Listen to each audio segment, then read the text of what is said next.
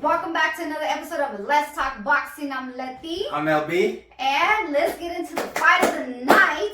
The fight of the night, we had Shakur Stevenson out of Newark, New Jersey. King Court, Newark, stand up. Versus Robson Conceicao out of Brazil. So let's get into it, man. What a fight. What a fight. What a performance from King Court. AKA, I can hit you, you can't hit me. AKA Mr. Miss. Yeah, you know what I'm saying? But let's start off, he came out with Kevin Gates. Uh-huh. He came out, so once I saw Kevin Gates and Kevin Gates, he been asking for Kevin Gates for a while. But he got Kevin Gates, and so I knew he was gonna be ready. And he was fighting his hometown. Yeah, fighting in his hometown. He brought out the Puerto Rican flag. Hey, Boricua, hey, Boricua. for those that don't know, his dad is Puerto Rican, so that was for the reason for the Puerto Rican flag. There you go. He gotta rep that, And it was a full ass day. I think it was like 10,000. I think they said or something like that. It was cracked in there. It was cracking. He filled it up. Yeah. So that's what's up, you guys. Yeah. It was good to see the kids. From his high school, he had, he gave them free tickets, so they were excited. That was cool to see. Yeah, that was cool. Yeah, that was real nice. Yeah, but let's get into it. Let's get into it, man. It was an exciting ass fight. I know some people say like, oh, he's not exciting or whatever. Y'all tripping. This fight was real exciting to watch. It was action for me from the first round to the 12th round. Yeah. What can I say, man? Shakur Stevenson, he was defensively, which we already know. Yeah, that's check. He was offensively as well. Check. He was using his jab like he needed to keep Conceicao out. And he seemed a little stronger as well with throwing all them punches to Conceicao. So, again, I was very impressed with his performance.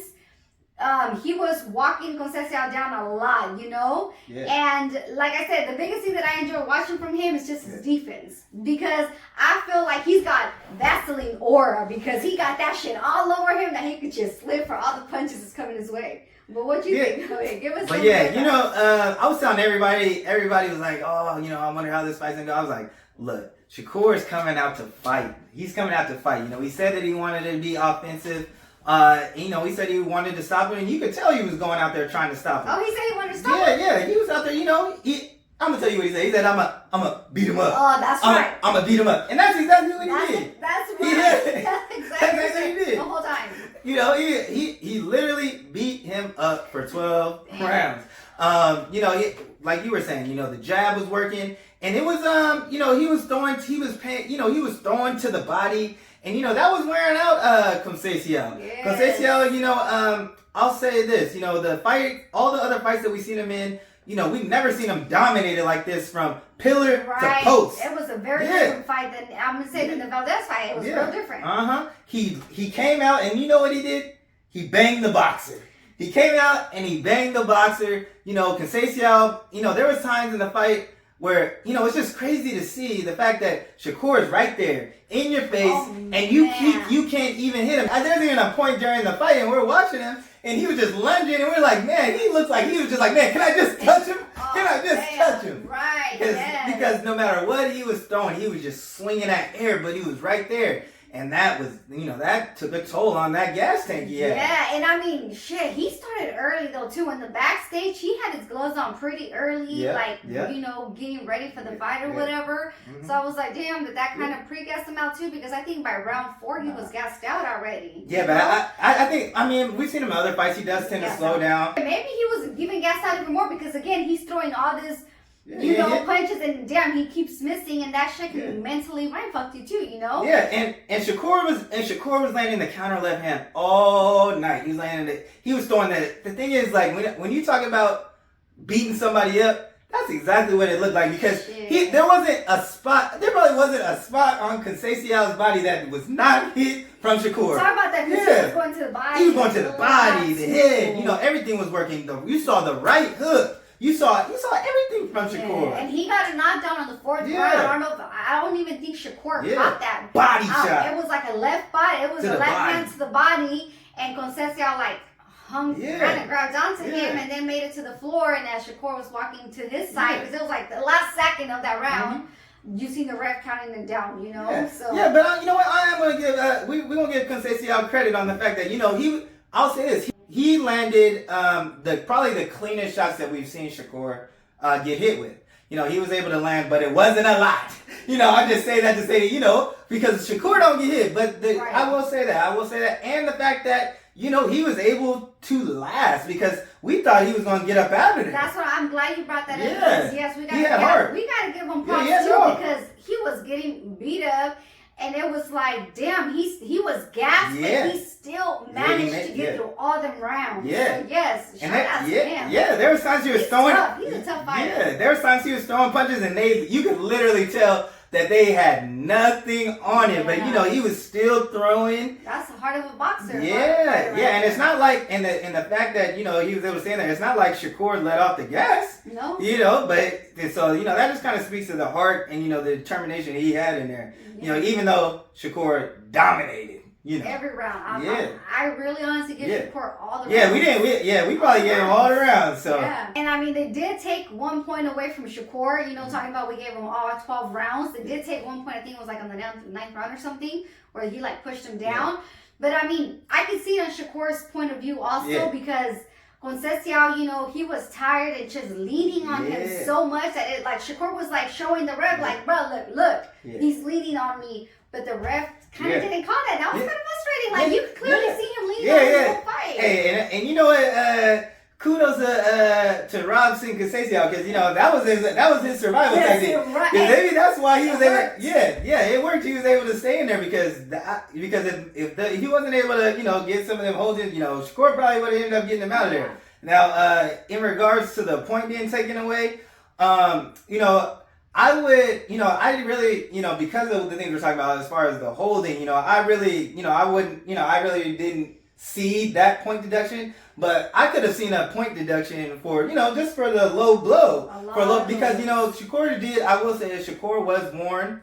He was warned on the low blows, and the low blows did happen. So, I would have understood that better than, for him throwing, getting him off of him. You know what I mean? But it was but once again, amazing, dominating performance, pound for pound performance from King Core. Once again, he did that. He did his thing. But with that being said, I think it's important that we talk about the fact that coming into this fight, that he did actually miss weight. He missed weight, and so he lost his titles on the scale. So. And then after that, he did say he was gonna move up. It's never good, losing your titles on the scale. Mm-hmm. So he did come out and say that he took responsibility for it. But he said he's gonna move up to 135. Yeah, I mean, you can't make the weight. You can't make the weight. Yeah, move up, which is what he's doing. So he said he's moving up. So with that being said, now that he's moving up to 135, might be one of our favorite divisions. It's too much in one thing. To keep it 100 with you. There's a lot of smoke out.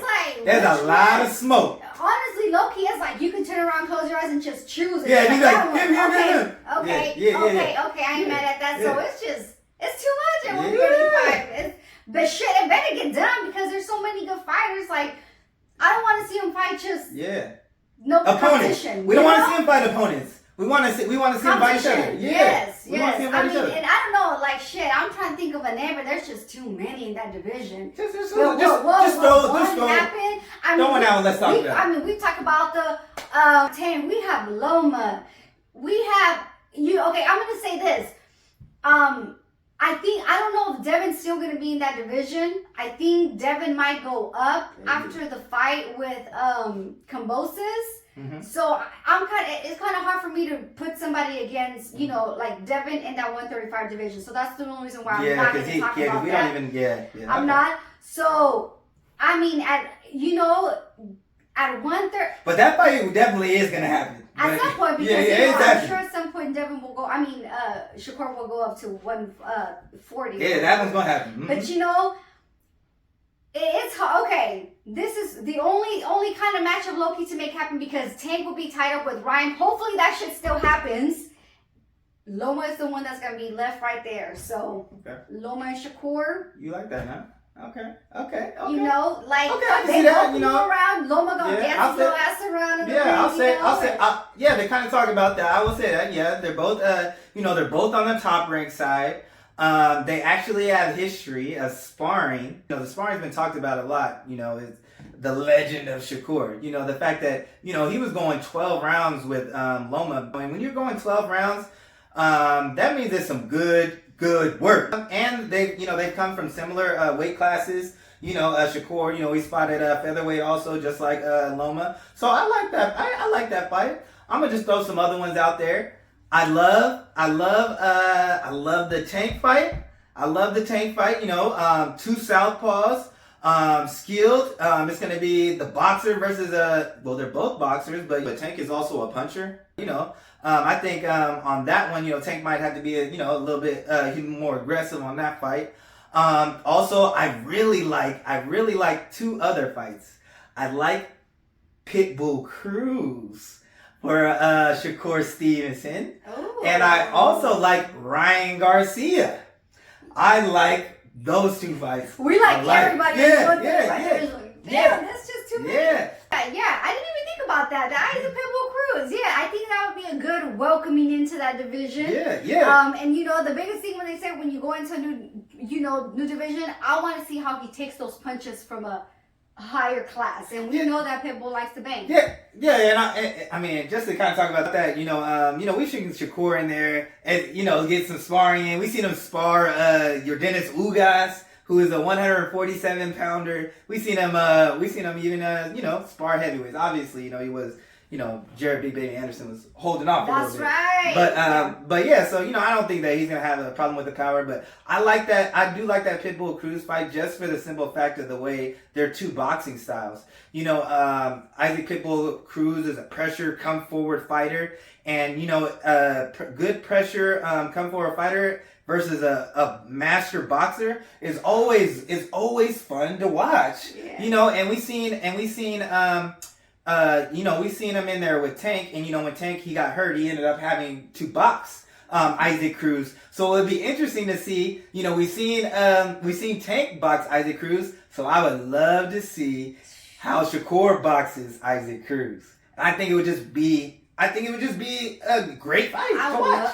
Actually, that's exciting fight to watch. But yeah, there's so many matchups. Him and Ryan Garcia. I think that would be a good fight.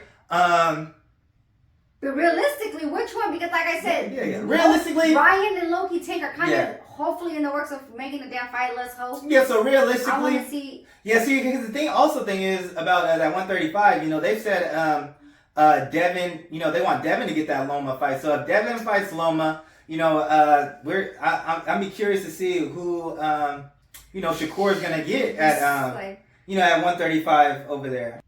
Rolly, since he was talking his shit. Yeah, you got. Well, even though exactly, Rolly's in the PBC, but I know he's very familiar with Shakur. But yeah, there's just but I'm just excited. I'm not gonna lie, I'm excited for him to be in that 135 pound division because there's just so many good fights. As you can tell, us just thinking, brainstorming about it. I mean, there's just so many good fights out there at 135 for him to make. So I'm just excited because, the fights that he would have gotten at 130, they're not going to be on this magnitude. So it's good. It's actually great for boxing that he's in the 135 pound division. You know what I mean? It is, but that's adding another one. Yeah. To that division. Yeah. So. Damn. So yeah, we just can't wait for that.